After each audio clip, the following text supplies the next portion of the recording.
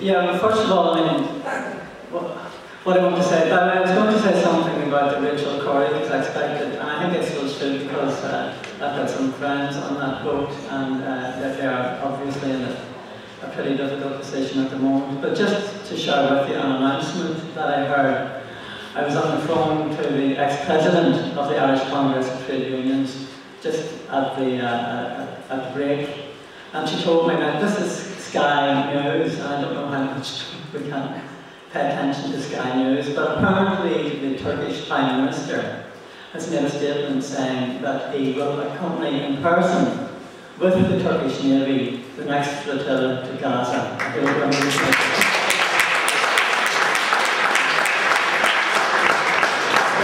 I mean, the flotilla could be one of the most remarkable tipping points in the history of this whole conflict.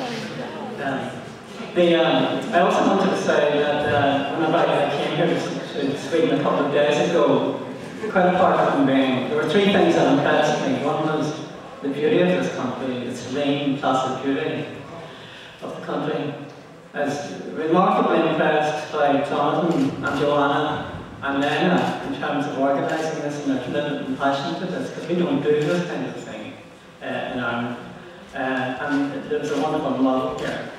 And the third thing that really impressed me greatly, and I haven't got down to earth yet about this, is the decision taken by the Union of Dock Workers here in Sweden to boycott Israeli produce between the 15th and the 24th of June. That is a remarkably significant decision taken by the dock workers, and hopefully it will send a signal across the rest of the world. It's very similar to the decision taken during the Gaza onslaught in 0809 by the South African Transport and Allied Workers Union to boycott. They refused to unload an Israeli ship, the UNR Ross, and that was a very significant decision taken at that time. Trade union activity can be very important.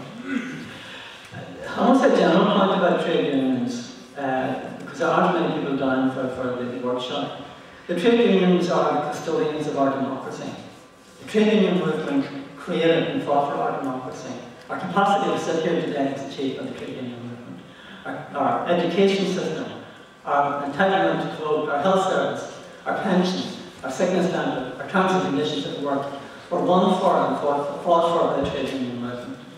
In my own country, our liberation from colonisation was won by people who gave their lives and were sacrificed from within the trade union movement. So it's a custodian, it's vigilant about our civil and political liberties.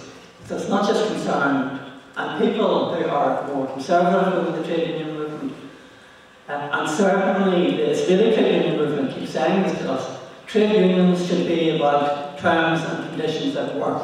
They should be about gas and water. They should be about, our pensions. They should not be about human rights, and they should certainly not be about international human rights. Well, the trade union movement has always had an international consciousness. So our brothers and sisters in Palestine, we stand alongside them. So we've had this tradition in the Irish trade union movement, but it's part of the world trade union movement. The other thing too is that there is a concern that as well as being vigilant about our kind of entitlements and human rights, we are in a very dangerous period at the present time. After the onslaught in Gaza, Israel was given, because it wasn't sanctioned by governments, it was given carte blanche to do whatever it wanted. It's been accepted into the OECD. And this, with a state that encourages brutalisation and slaughter and gets away with it, mass bombing with intensity, civilian occupiers, and gets away with it. This is a very dangerous period for us in terms of what does human rights mean, what does international law mean. And the trade union movement has a very important role to play in tackling that and challenging that. Ireland is still, if you like, divided between north and south, but we have only one trade union movement in Ireland. A lot of countries have different trade union congresses. We have one trade union congress, one umbrella body called the Irish Congress of Trade Unions, and then all the trade union movements in Ireland, with some small exceptions, are part of that congress. So when the Irish Congress of Trade Unions speaks on the position of Palestine, it speaks for the whole movement. And it's the trade unions do tend to be, and are in fact, the major mass organisations of civil society. So it's important to work within the trade union movement. We had, in terms of how we got to this position, in 2005, the Irish Congress of Trade Unions held a conference every 2 years. They passed a policy, which was a general policy. There was no kind of meat and bones on it. It was very general, but it did include the clause that we will campaign in solidarity with the Palestinian people. And a group of us got together and approached the Irish Congress of Trade Unions, and we said, we have got this policy, but we're not doing anything with it. Why doesn't the Irish Congress of Trade Unions set up a group to campaign on the issue of Palestine? And we agreed, this was initially in the north of Ireland, the Northern Ireland Committee, we agreed to set up trade union Defence of Palestine. Once we got that established, we then brought forward motions. And really, and this is very important, and I'm speaking to a colleague here today about this, the work within the trade union movement is easy once you get going to it, because it's like pushing an open door. People are sympathetic, but they haven't got, if you like, a channel, they haven't got a pathway. If you give people a pathway, they will respond. So work within the trade union movement is potentially very valuable. So once we went forward and brought forward motions or had educational meetings within the trade union movement, they listened to us and they responded. We drafted a motion in 2007. Belfast Trades Council, I don't know how they are organised in the trade union movement here, but as well as having trade unions for industrial activities, we have trades councils. So in Belfast, or Dublin, or Derry, all the trade unions in that one city probably had a former trades council. In Belfast and Derry Trades Council brought forward motions, which we, in Trade Union Defence of Palestine, drafted. So we drafted the motion for them. It was actually a very long draft, pages long, so they could pick and choose. And Derry put it forward, the whole thing. It went down all the types of oppression that were taking place. It condemned the ethnic cleansing, it condemned apartheid, it condemned appeasement and constructive engagement, and came up with a whole list of activities, including boycott, divestment, and sanctions. So we called for the Irish Trade Union movement to support the BDS campaign. That motion was passed it wasn't just passed overwhelmingly, it was passed unanimously. There was no opposition at all to that motion. And the same thing happened in 2009.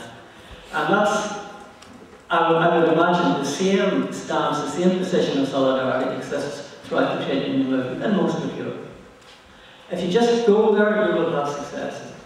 By the way, whenever we passed that motion, when a week of passing that motion, we took the Israeli government by complete surprise. They didn't see it coming. Within weeks of it, the Israeli ambassador to the UK came to Belfast, because Belfast, Northern Ireland, it's under British jurisdiction, came to meet with the Irish Congress in Belfast, the Israeli ambassador, to protest about our position. They did it very courteously, they were very nice, come and see us, come and show us around, we will educate you. The next day, the Israeli ambassador to the UK and joined with the Israeli ambassador to Dublin, and they met with the Irish Congress in Dublin to say, where are you coming from, what's this all about, do you not realise what you're doing? They thought that they could convince us to change our policy. They wanted us, actually, Irish Congress, to hold a special conference to reverse the policy, and of course we didn't do it. What we did was that we sent a delegation out to the region. I was lucky enough to be on the delegation, and we produced, after a huge delay, the trade union movement works very slowly. This huge report. And the report was extremely strong in its condemnations of what we witnessed. I'd like to say that more about the visit that took place, but I'll pass over to yourself and more. I'll give you all the things to say when I get the opportunity.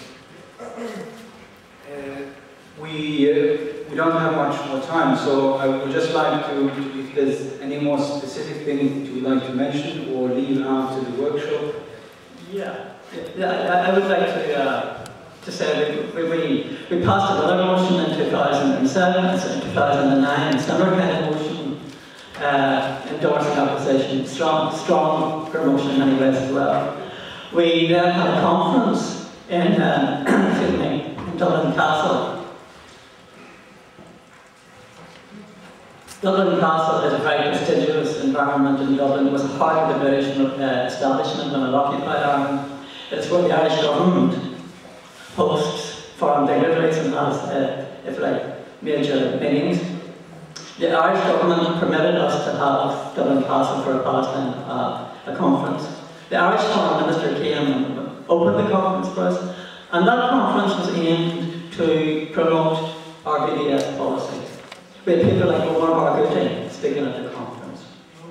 It was the first trade union conference that Omar said that he had spoken at. Omar tends to be one of the coordinates of boycott campaign.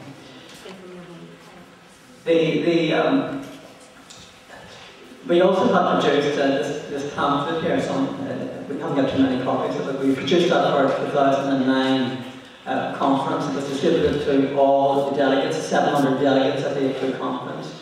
We're very much part of the official trade union movement now and mobilisation. In terms of announcements and where the time is going, there are so many successes happening now in terms of the trade union movement and motions being passed that you almost lose sight of them, but I just want to mention a couple. On the 4th of June in South Africa, the South African Municipal Workers Union passed a motion, well, their central executive passed a motion stating that they intend to work towards every municipality, every council in South Africa becoming an apartheid-free zone. That's an extremely strong position that they took. They're going to have no commercial, academic, cultural or sporting or other linkages with the Israeli regime. And they say that that is in response to the oppression of the Palestinian people and also in direct response to the attack on the flotilla. In UCU, which is the University and Teachers Union, College Teachers Union in Britain, they passed a motion just a couple of days ago as well, endorsing the British TUC position on boycott and divestment. By way, following on from the Irish Congress position, we were the first Congress in the Western world to adopt a BDS position. We're probably the second Congress in the world after Cosatrin. But following our position and following our lead, we encouraged the Scottish TUC, and the Scottish TUC has a similar position to us, and the British TUC has a position of boycotting settlement projects. But the Scottish TUC have also called for History to review its relationship with the Israeli trade union movement. This is most important in terms of a strategy. And the College Union, UCU, a couple of days ago, passed a motion saying that they will sever all relations with the Israeli trade union movement. This is a most significant area of development for us, something that we intend to work on in back home.